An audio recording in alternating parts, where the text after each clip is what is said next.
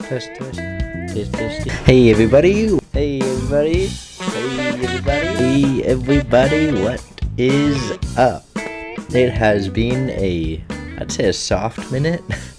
It's been a couple of, turn my mic way too high. It has been at least 2 weeks, I think, since I last recorded. But a lot has happened, obviously. Let's get the elephant out of the room. Obviously, my Boston Bruins are out of the playoffs. Though they did lose to the team that's in the Stanley Cup Finals. So, like, maybe if Boston won, they would have made it to the finals.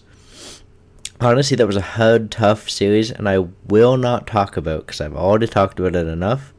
I will not talk about that Sam Bennett goal in a very game-tilting win.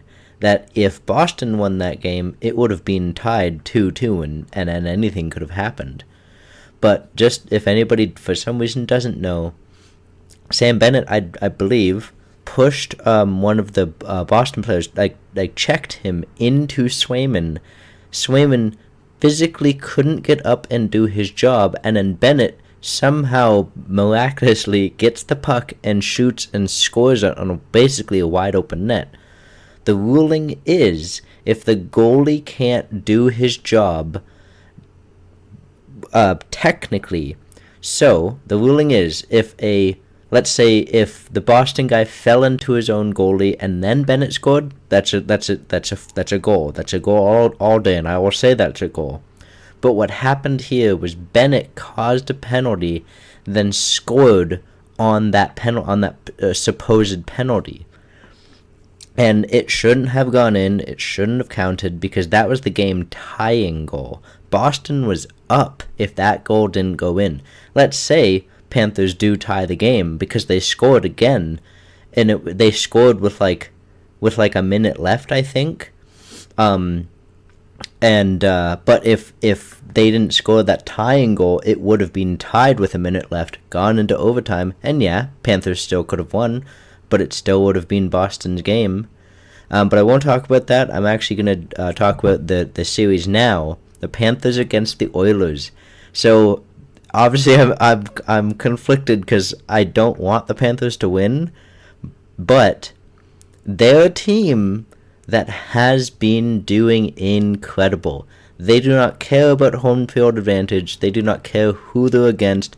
They do not care if they're the number 1 seed, if they're the 4th seed. It does not matter to them. They will take out any opponent they have that's in front of them, and it's literally all because of Tkachuk. And that trade that they did happened only 2 years ago. The trade of Huberdeau and I forget who was on the defense. And that trade has looked just absolutely horrible for the Flames. The Flames should never have given up Tkachuk because the Panthers had some players over the years who were big and tough and yada yada. But he completely changed their team and their dynamic around. Like the Panthers were a top team, but they weren't the top team. But they were because of Tkachuk, and now Brady Tkachuk is on the trade market. I would absolutely love, and I don't even say this as a Boston fan, I'd absolutely love for him to play on Boston, because imagine Brady Tkachuk, Matthew Tkachuk against each other in the playoffs. Brady has never been in the playoffs. Imagine Brady Tkachuk against his own brother, but it would also be an unstoppable if both the Tkachuks played on the Panthers. That is a liable option. Like, look at what it did to the Panthers the first time. But I don't know what the rumor is. I honestly am actually confused what the rumor is on Brady Tkachuk. They've said they don't want to trade him, then they said they were going to trade him, then they went back on the word and said they weren't going to trade him. But I feel like they should, because they haven't made the playoffs since Brady Tkachuk has been in the league.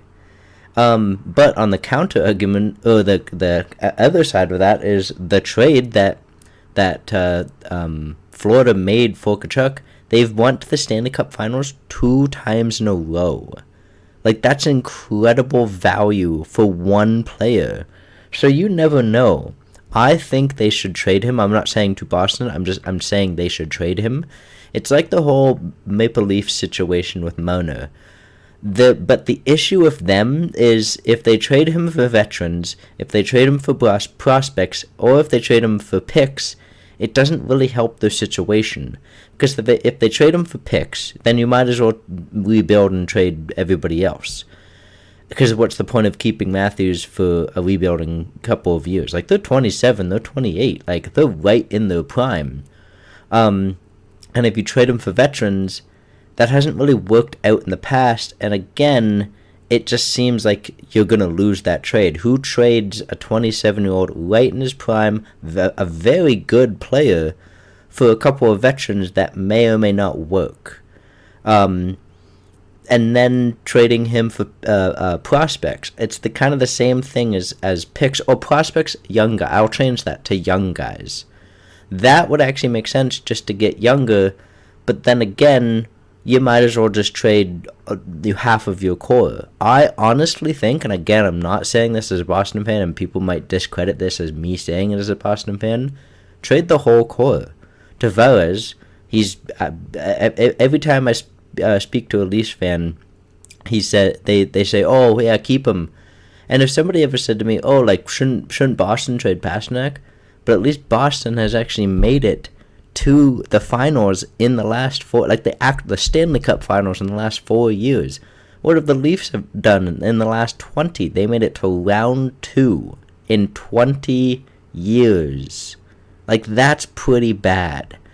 And they've had great players over those years. They've had Matt Sundin. They've had, just off the top of my head, I'm not saying these players are great, they're just off the top of my head, Lupol. They've had Kessel. They've had Phaneuf. They've had great goalies too. Like, this team, just, I don't know what is going on with them. Like, it doesn't make any sense what is happening with the Leafs. They have great players. They're a great team on paper, and the second they hit the ice, they just, like, collapse. Like, it's the weirdest thing. So I say, I would honestly do a rebuild. You signed Matthews to a 3-year contract, which is the stupidest, or 3 or 4 year contract, which is the stupidest contract, because let's say he plays good and you guys actually do make it to the second round. Then you've only signed him to a 4-year contract. He could easily leave once you start getting traction. Versus signing him to another long-term contract, it worked out in the concept of it. Like, great, I'm locking down a good young player. But then he turned 26 and he didn't really prove himself, and then you gave him another 4-year contract. Like, I think trade all 4 of them. Or, and this is probably one of the most positive things I've said about the Leafs, when they didn't have Matthews in Game 5 and 6 against Boston, that's why they won. That's why they beat Boston in 5 and 6. It would have been Boston's game easily if it wasn't for Marner and Nylander in Game 5 and 6, because they didn't have they weren't in the shadow of Matthews of trying to pass him the puck 20 million times to get 80 goals or 70 goals or whatever he got for it to then disappear in the playoffs. It honestly, they should trade Matthews and trade Tavares for whatever they can absolutely get for that guy. But yeah, that was the little rant about the Leafs. But honestly, I don't know what they're going to do. But yeah, the next thing I wanted to talk about was actually to still talk about the Panthers and the Oilers. Basically, it's Canada against Florida. Like, most American fans probably aren't Florida fans. Also, a fun fact, I had watched a video about this. This is the longest distance 2 teams have played going back and forth in the Stanley Cup Finals. Because obviously Edmonton is in the furthest top left of Canada, or close to it. I don't pay attention much to geography. And then Florida is in the bottom right of America. So they are literally going the furthest they possibly can go. But I just wanted to quickly look at the Panthers roster. So I don't know why Tkachuk's name isn't here. That's weird. Maybe it's not Oregon. Oh, there it is. That's weird. Without, like, besides these two, I forgot Tarasenko played for this team. Besides those two names, there's obviously like names on this team, like big names like Sam Bennett and Barkov and Nick Cousins and Lundell, Kyle Poso, Sam Reinhart, Evan Rodriguez. But like, they didn't have a great team, and the second they traded for Tkachuk, they've made it to the finals twice. Like, that's a very good value for that player. But there's nobody on this team except for Tkachuk. But, well, Carter Verhaeghe is a good player, but that's kind of my point, is like most of these players then made a name for themselves because the Panthers started doing amazing.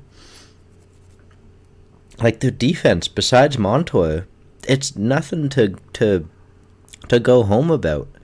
Like, yeah, they got some big names. Oh, sorry, they got Ekblad. But, like, honestly, besides Ekblad, like, Ekblad for a couple years there wasn't really the number one pick that everybody thought he was going to be. He's a very good player, and he gets drafted in fantasy constantly. But he hasn't really become that amazing of a player. Well, that amazing of an offensive player. It's hard to watch a defenseman for his defense. But again, like, their goalie is Bobrovsky. When they signed Bobrovsky, everybody laughed at them for signing him to like a 6-year contract or something. Now he's standing on their head and making everybody look foolish for not signing him, because they have Spencer Knight. Spencer Knight didn't exactly do well in his first couple of games, and they drafted Spencer Knight in the first round. I remember when they did that too. I even laughed at that move. But he's a young guy, and now he gets to learn from Bobrovsky. But with on the Oilers side, again, it's the exact same thing. Like, they have some names on this team besides, obviously, whoever he is, Connor McDavid. They don't really have like big name guys, but they've made big name guys. Like, yeah, obviously Zach Hyman is a good player. He was a good player on the Leafs.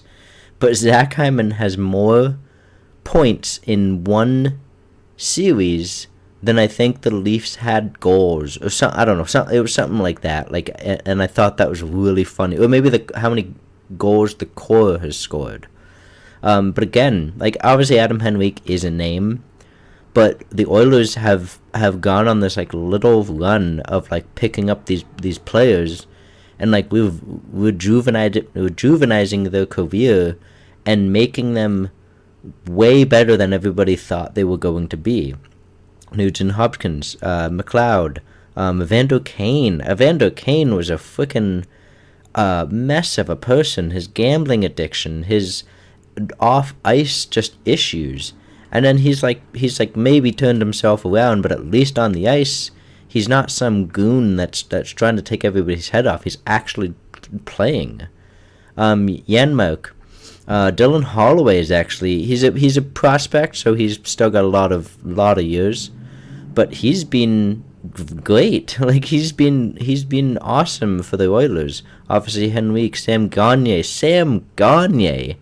I forgot Sam Gagner was even in the NHL anymore. I remember this guy from a couple years ago in the NHL games. I loved having him on my team. And I fully thought he retired a couple years ago. I don't know actually if he plays. He might still. But it is really funny to me. I actually didn't know that Hyman was from Toronto. That's funny. If you look at the Oilers roster, most of the Oilers are actually from Ontario, like Washington, Ontario, Saskatchewan, or Canada. I mean, sorry, Canada, Sweden, but Canada, U.S., Canada. There's like 3 guys. Oh, hey, Adam Henrique is from Brantford. That's funny. I don't know if I knew that. I might have. I just thought he was from London or something. But that's why a lot of people want the Oilers to win, because they actually have Canadians on their team. And if the Oilers win, this will be the first time that Canada has gotten a cup in 20 years. Like, that is incredible. To weirdly put this into perspective, and I know I talk about the Leafs a lot, but I have Leaf fans who are family. If the Oilers win, it'll be the same time that Canada has gotten a cup since the Leafs made it back into the second round. Like, but I honestly, between these two, they're a very similar team. It's kind of like a David versus Goliath. Like, it's power against technique. The Oilers have technique, though they also kind of have power. Like, honestly, this is going to be a hard-fought... And everybody says that, but I honestly think this is going to be a hard-fought series. Because the people who have technique on the Panthers team are Sam Bennett, Tarasenko, Sam Reinhart, Evan Rodriguez, Lundell, Nick Cousins, Belkov, Aspin, people who have technique actually people who have power on Panthers are most of the similar names, and then including Tkachuk. Tkachuk has technique, but I would say he's more of a power forward. But the power guys, again, Oposo, Nick Cousins, like Sam Bennett, like I said, a bunch of names like that I said before. But Carter Verhaeghe is actually Carter Verhaeghe, I forgot, he's more of a skill guy, but like 6'2", like these the smallest guy is 5'9". That is literally the smallest guy on this team is 5'9". What's the defense? Yep, literally everybody is above 6 feet. That's crazy to me. Even the goalies, they have a 6'6" goalie. He doesn't play, but and then the Oilers, they pretty much have just of a tall team, like Derek Ryan, he's 5'10". They have the guy from the Oilers, I don't know how to say his name, Dasani. The defense is huge, actually. I didn't know that. Oh, they have Stechner. I didn't know that. But same thing with Skinner. Skinner is lighting it up for some odd reason. They had Jack Campbell, and he was doing terrible, and everybody's like, Oilers aren't going to make it, and now they're in the finals. I'm only wanting the Oilers to win, not even just because I'm Canadian, because I legally can't root for the Panthers. I can't. I can't. But if the Panthers win, this will be the first ever Stanley Cup, which is pretty exciting, honestly. Like, it's either a first, or it's going to be the first for Canada in 20 years. So either team, it's going to be a first for them in a while. And either team is going to be just as excited. Though I do kind of want Tkachuk to win it just because of how amazing of a player he is. Though on the counter argument, I want the exact same thing for McDavid just because of how amazing he is at being the player. So I want it to be Oilers. My prediction, I think it's going to go Game 7. I really think it's going to go in Oilers' favor Game 7. What I think is going to happen, it's going to be a back-and-forth battle, and then they're going to get to Game 7. Doesn't matter who's up. They're gonna be taken to Game 7.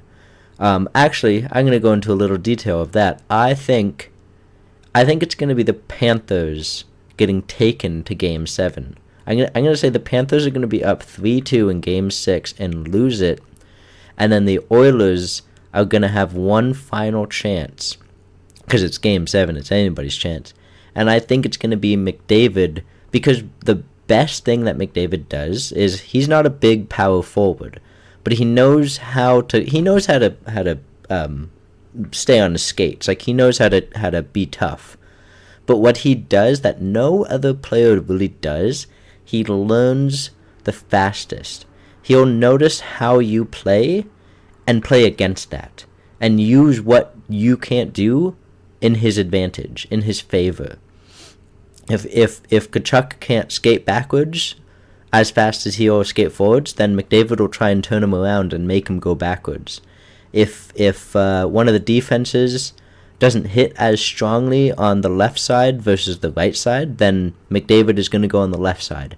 That's what McDavid does best, is he knows what issues the other player has, and he's too quick for anybody to figure out his.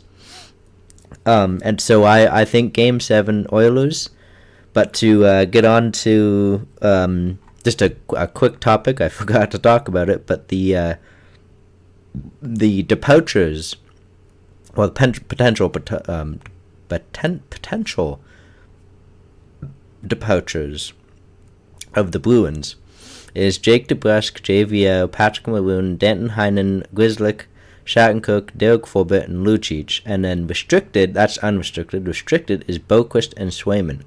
The 1,000,000% going to bring back Swayman because he lit it up in the playoffs. And everybody wants them to trade Allmark. I really don't think they're going to trade Allmark. I think Allmark is going to come back on a team-friendly deal. But I can understand why he leaves. Because he probably started to notice that he wasn't the starter anymore. Though, a good quote came from him. Obviously, he's not going to say anything bad. But a good quote came from him saying, like, yeah, no, I understand the role. Like, I get the gig of being the starter and then having the backup start playing good and then being the backup. He's like, I get it. I get exactly what's happening to me right now. It's not bad. I'm very excited for my friend. And that's why I hope they keep him, because they have an amazing bond together. And usually when a team trades another player's like best friend, that player doesn't start to play as good. And then the new guy who comes in tries to replace that goalie or that player or whatever, and it doesn't really work out. But the other players, I think they're going to bring back Boquist.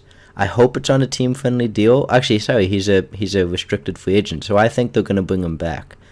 DeBrusk is the biggest name right now in departures, so I'm going to wait on that. JVR did play good, so I would actually like him back, probably on a lesser deal, but we'll see. If he leaves, that's fine. Patrick Maroon, I actually really liked, and I do hope he comes back. I obviously don't want to overpay for him. He obviously knows he's not going to get overpaid. I think he'll be back. Danton Heinen. I was upset that we traded him the first time, and I forget who we traded him for. Oh, we traded him for Pavel Zacha, I think? Danton Heinen was an amazing player for Boston back in the day, and then he came on a PTO contract and then lit it up. He got 7th Man of the Year, I think, and just did absolutely amazing for us. And I really, really hope they sign him back, and I honestly think they're going to sign him back. Grzelcyk, I think he knows that his time is up. He didn't play a lick of playoffs. He didn't play like half of the games in the regular season. I think he's gone. Kevin Shattenkirk, I think he'll be back on a smaller deal. Derek Forbett, I think he'll be back on a smaller deal as well. But if he does decide to go to another team, completely understandable. He didn't play as much. He did get injured for quite a bit. And Lucic, I get the whole situation and it sucks what happened to him, but obviously I'm for the victims. I don't know if it's confirmed or not confirmed. I don't actually know that information, so I don't want to say yes or no to anything.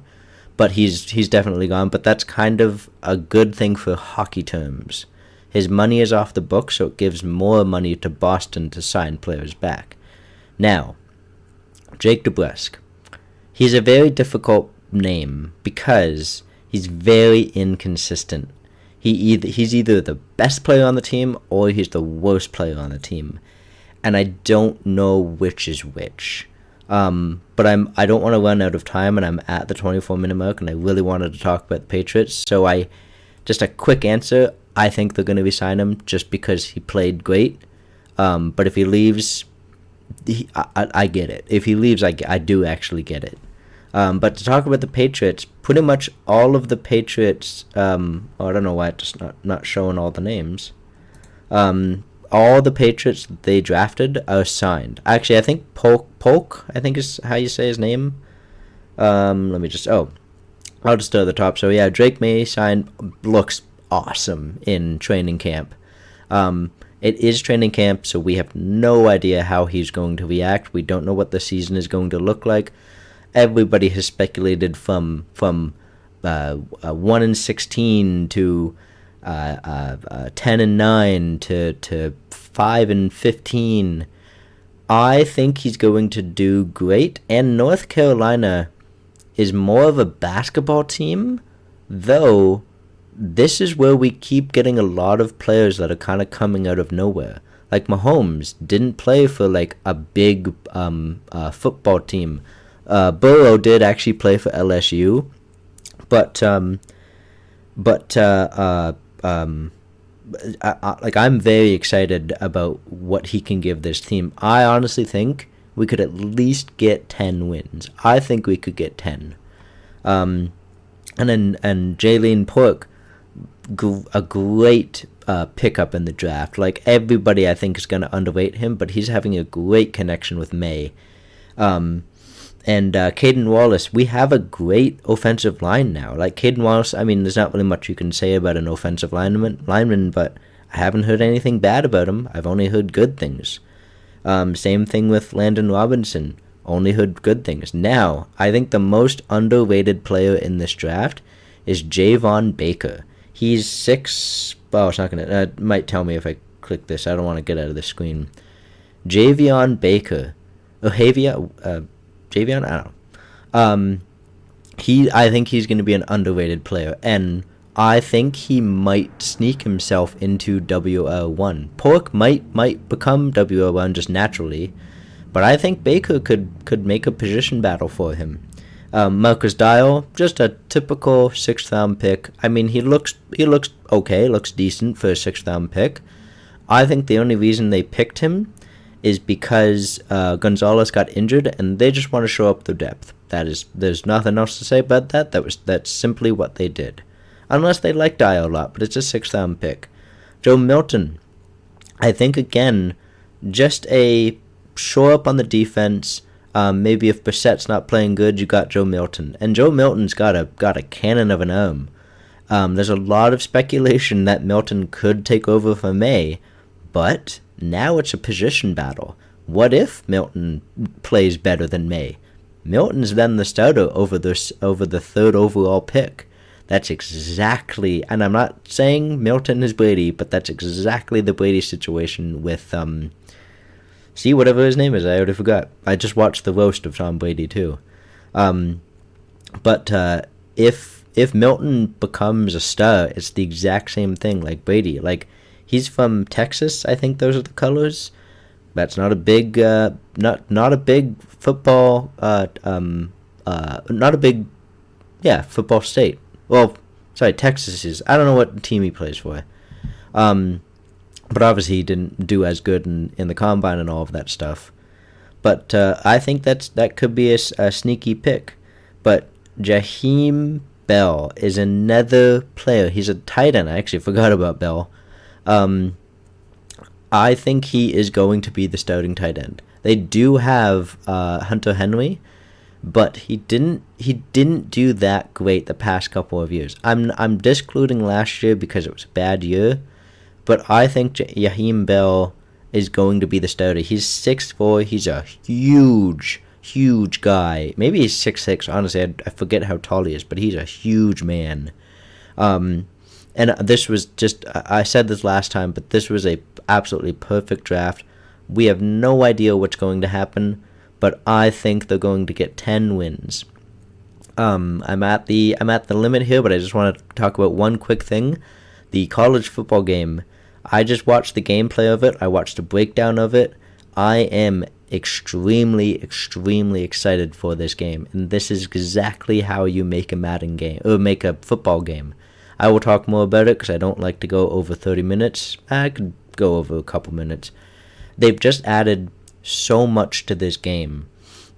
They've added an ability for the quarterback to see the better he is, obviously, to see what plays are coming. They've added an ability to see how confident your player is. So if you have your best player on the field who's going to be double covered by two guys, then you have to throw to your I want to say rookie, but I can't think of the like sophomore and junior players. I'm Canadian, so I don't know the American terms. But he might have he'll have a lesser confidence. And they've just added, they have a wear and tear system that if you have a player doing the like one quarterback doing the same thing over and over again, he might injure himself. And a lot of people are like, oh, I'm going to turn that off. And then it's going to be those people who complain about the game. And then this game's not going to be great next time because they've turned off all of these features. There's just so much about this game that I'm very much looking forward to. Like the transfer portal, everybody has different reasons to why they want to sign to a team. They have this team has the best school, this team has the best recruiting process, and you actually have to like upgrade those areas. I actually don't know, I forget if in the video you get to upgrade those areas or whatever you have. So I'm interested to see how that's gonna work. But I love that they're adding absolutely so much to the gameplay, and in the off season there's so much for you to do. I'm extremely hyped for this game, and it comes out in like a month, like 2 weeks. I obviously don't want time to fly for just my life, but I want time to fly at the exact same time. But I'm gonna end it there. I'm already over by a minute, but you're awesome, stay awesome, and rock on. Peace.